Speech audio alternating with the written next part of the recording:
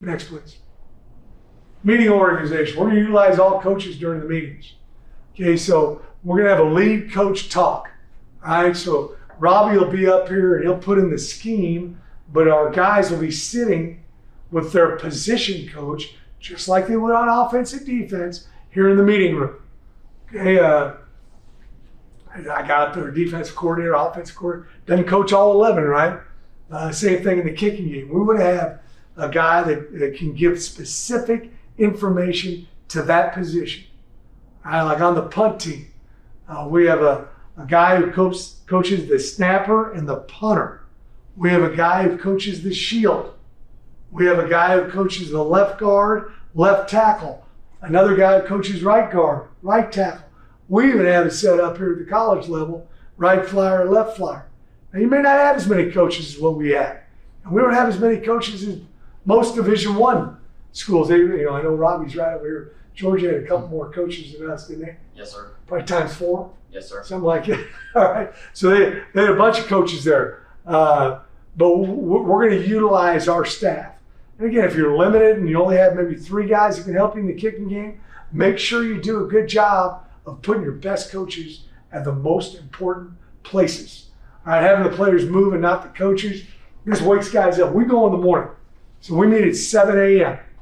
Okay, and we're going to get them up. We're going to move them from one spot to another. And then the other thing I do, I try to do it where the most amount of guys will leave after that phase. So I go punt first, kickoff second. Most of the guys that are on kickoff are also on punt. But we got some guys on punt who are not on kickoff. So we'll go over punt first. And if you're a big dude and that's the only kicking game you're involved in, you leave and go to your position meeting.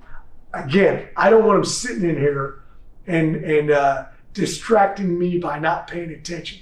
I can't let it go.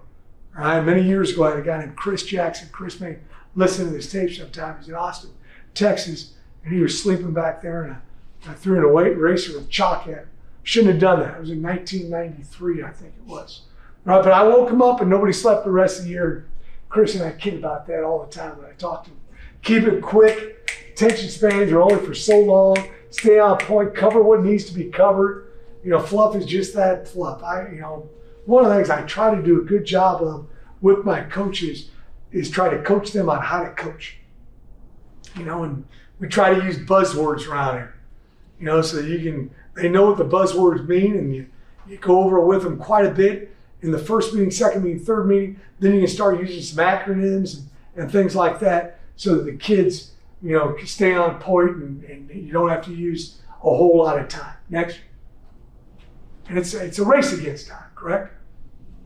Hey, here's what it looks like in a meeting. Let's say right now, what is this going to be? Kickoff, right? So Coach Dangle's got the R3, R4, R5. Coach Hamp's got R1, R2. Coach Conway, L1, L2. And Coach Moots, L3, L4, L5. Okay, so we're in their meeting, right? Then we switch. We go to a different meeting. Punt block. All those dudes move, and they go to the other meeting room.